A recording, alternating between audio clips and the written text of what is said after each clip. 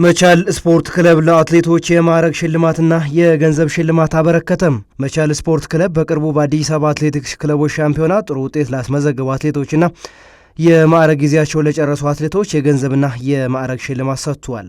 ከዚህ በተጨማሪ በስፖርት ክለቡ የስራ አፈጻጸማቸው ጥሩ የሆኑ አትሌቶች የማዕረግ ሽልማቱ ተሰጥቷቸዋል። በተለይም ደግሞ በሻምፒዮናው የወርቅ ሜዳሊያ ላስመዘገቡ አትሌቶች የ60 ሺህ ብር ሽልማትም ተበርክቶላቸዋል።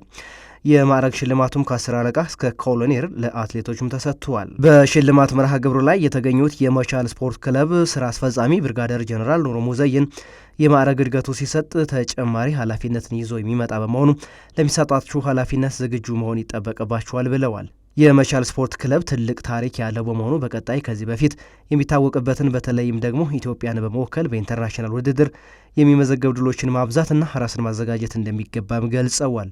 ሽልማቱ በቀጣይ ለሚደረጉ ውድድሮች አትሌቶችን የበለጠ አሸናፊ ለማድረግ የታሰበና ላመጡት ድል እውቅና ለመስጠት እንደሆነም ተነግሯል።